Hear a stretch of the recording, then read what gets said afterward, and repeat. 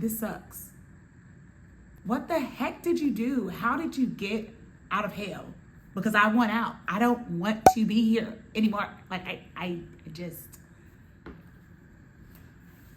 Hey y'all, welcome back to Madeittomedicine with Vix. That's me, and I'm a rising third-year medical student at the University of Illinois College of Medicine on the Chicago campus. I come to you weekly with videos right now, really just about my step one journey, because that is the life that I'm in. So let's just get into it.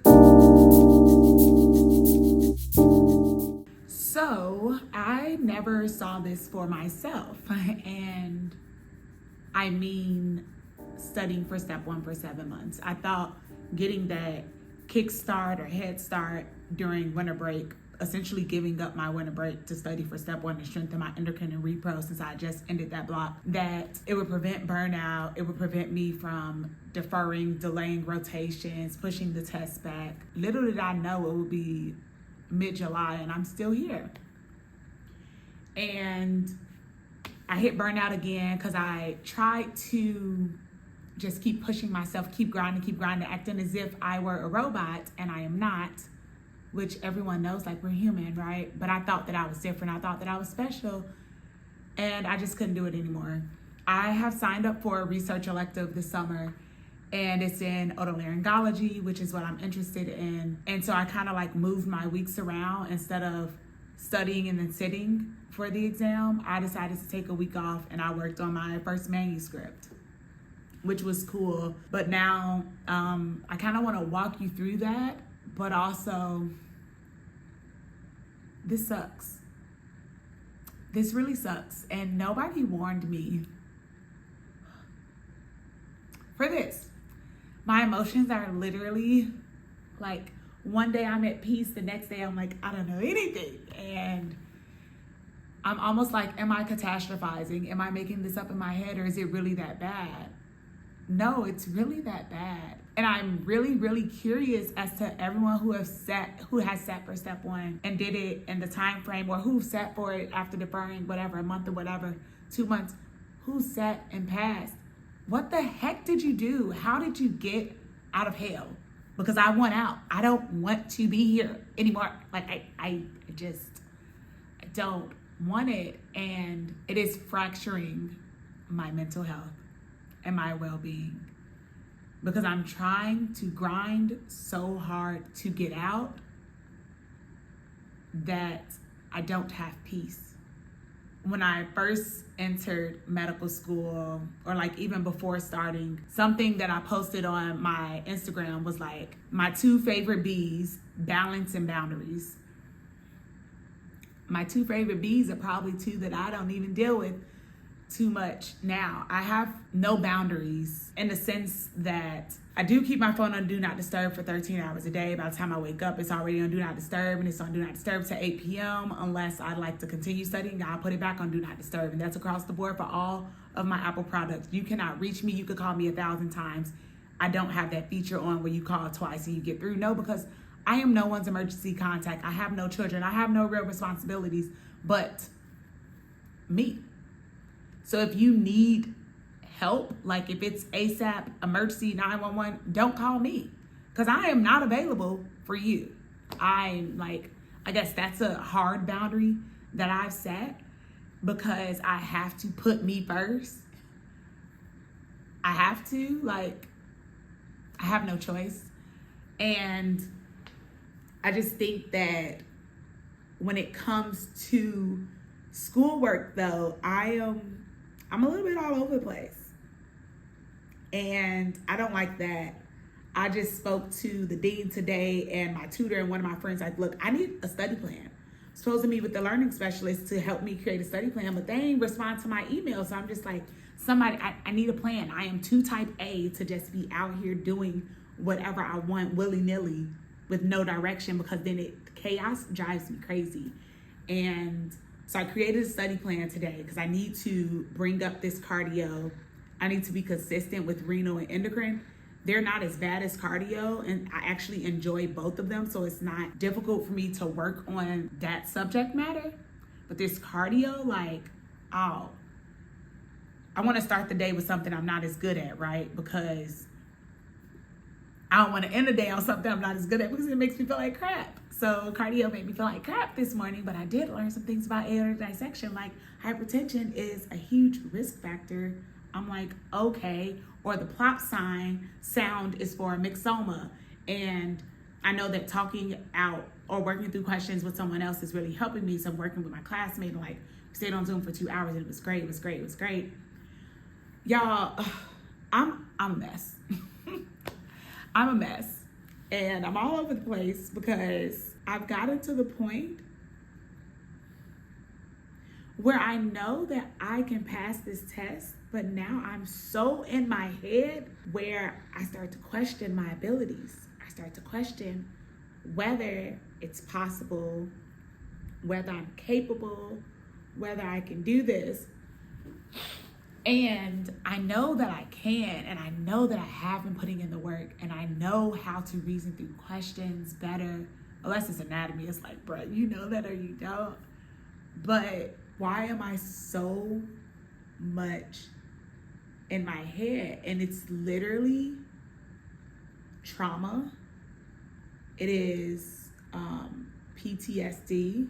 It is my past creeping back into my brain of sitting for the MCAT so many times and not trusting the data, not trusting the numbers, and just leaning so far into faith that it was delusional.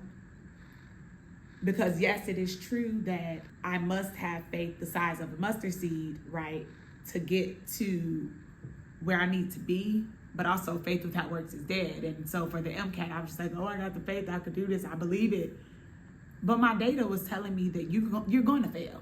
And not are you going to fail like just once, you're going to fail several times until you do something different, until you actually adequately address your weaknesses. So I find now, even after passing some MBMEs, because yes, I haven't shared that with y'all, but yes, I have passed several. And even after UWorld percentages increasing, switching to MBOSS, and like percentages are a little, I mean, I don't really know how to analyze this data, but I'm in my own head. And I know I can't be the only one, because when I got that first pass on MBME, I was so excited, but I was so shocked because I didn't believe that I put in the work to get the pass. Like it's giving, do you really believe that you could do it? Do you really think that you can? Like, or do you think that you're having some outer body experience and you're gonna wake up and it's going to be January with your super low first CBSSA score, CBSC, whatever the heck it was we took in January with the school? I gotta snap out of it. But with that PTSD comes me being a very logical person. I'm a numbers girl now. I have to follow the data. And if the data tells me that I have 90% chance of passing if I sit within the next week, I'ma sit. I've got to freaking stop. I should have stopped after I got that passing MBME and it said I had an 89% chance of passing. And then I took a week off because I was burnt out, and I studied for 2.5 days, and I came back, and then it was like, girl, you took a week off and it shows, because this is not a passing MBME. So I'm gonna take another MBME and I'm going to pass that MBME, and then I'm going to sit for step 1. I'm going to get out of my freaking head and I'm going to leave hell. Like, I know that clerkships will be another hell, another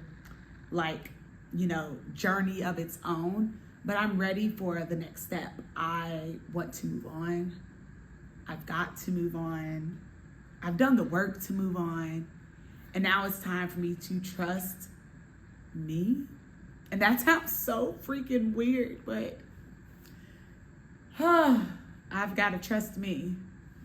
And it's a bit hard to do because when I've been I have been studying for so long.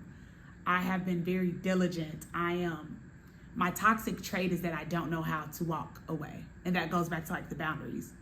The boundaries of I can keep everyone else out of this, but then I also don't know how to get out of this. I don't have a structured study from 9 to 1 and then 3 to 7 anymore, because I'm just like, more. I need more. I need to understand more. I need to learn more. I need to keep up with the more that I already know. I need to maintain. It's just like, it never ends. And I'm never going to know it all. And I'm not even expected to know it all. No one knows it all. That's why doctors have consults. Like, you consult someone who's more of an expert in that field to help you and your patient, because they're the number one goal, you know. I want to believe in me as much as I tell y'all to believe in yourself. I really need to stop getting so emotional. Like, this exam is ripping me apart. I'm not an emo person, but I just know that I can do this. I just need to do it. I need to be at peace with this exam. I need to know that, or understand that I'm giving it my all. I need to extend grace to myself. I need to calm down. I need to not let this work me up so much, not let it spike my anxiety where it's infiltrating my sleep. I need to remember that I'm that girl. I'm that girl who beat the odds and got here. I'm that girl from the south side of Chicago, from public schools my whole life, still got accepted to a top 15 institution for undergrad, who struggled along the way, but still ended up right where she was supposed to be. I complain about UIC all the time, but apparently I wrote a letter in college saying that I wanted to be here for medical school. I ended up right where I was supposed to be many years later. I'm her. And so I need to believe that I am her. I need to believe that I can do it. I need to know that this is my purpose, that my journey, it might look different than other people's, but it's still mine. And it doesn't make me any less credible. It doesn't make me any less valuable. It doesn't make me less than at all. I took a different route. I took a different trail, but I'm still going to end up right where I'm supposed to be. So yeah, Vicky, freaking believe in yourself. Like, believe that you're going to pass. Believe that you can pass. Believe that it's just another exam. It's just another exam. Okay, it's just another exam. Okay. You can do this. You can do this. You're going to do this. I haven't signed up, but I'm going to take this test and trust the data. And the data better say I'm going to pass, because I'm ready to leave and get up out of here. Stay tuned, because the diaries of dedicated this step 1 journey, it has to come to an end, right? It's got to be over, y'all. It's got to be. Yeah, we're going to do this.